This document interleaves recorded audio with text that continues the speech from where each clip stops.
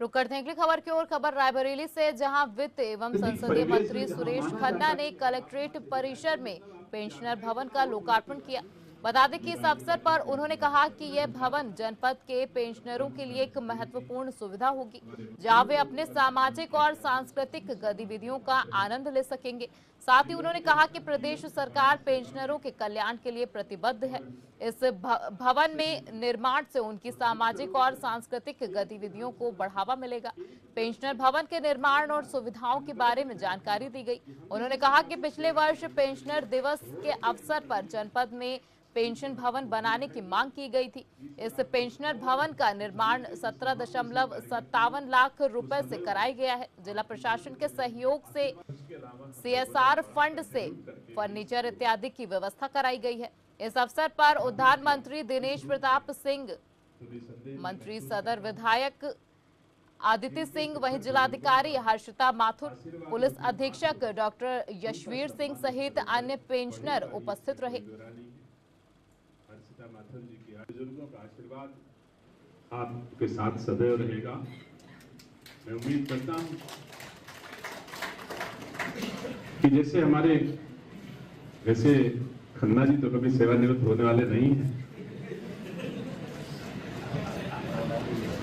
लेकिन मैं उम्मीद करता हूं कि आपका आशीर्वाद हम लोग को मिलेगा। और मैंने जो कुबेर कहा, यूं नहीं कहा, उसके पीछे कुछ आशय जरूर छुपा हुआ होगा कि जब कोई कुबेर किसी जिले में आता है, बहुत सारी भावनाएं हम लोगों की होती हैं कि हमको और क्या दे दें आप।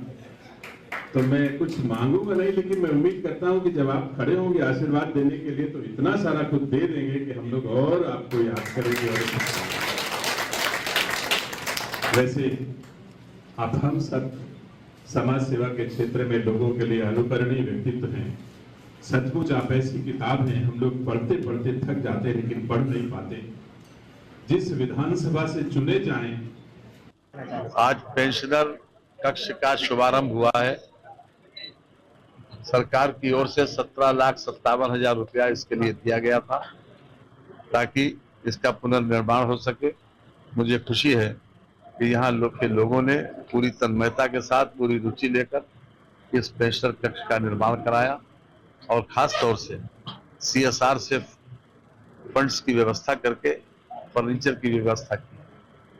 सरकार की पॉलिसी है कि कभी किसी भी जिले में पेंशनर्स को कोई परेशानी न हो।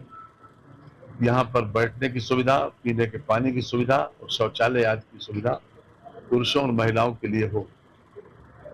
उसी श्रृंखला में ये पेंशनर कक्ष आज समर्पित किया गया है इस जनपद को। मैं विशेष रूप से बधाई देता हूँ यहाँ के पेंशनर एसोसिएशंस को और अपने माननीय जनप्रतिनिधियों को और जिला प्रशासन को। 11,98,245 पेंशनर्स वर्तमान में उत्तर प्रदेश में है, जिसमें से 80 वर्ष से ऊपर 1,86,606 पेंशनर्स 80 साल के ऊपर के। जहां तक रायबरेली का सवाल है, 16,416 पेंशनर्स रायबरेली में पंजीकृत हैं और जिसमें से 80 वर्ष के ऊपर 1624 है। इन सभी के प्रति विशेष रूप से सम्मान व्यक्त करते हैं और हमारी कोशिश यही रहती है कि किसी प्रकार की असुविधा इनको न हो।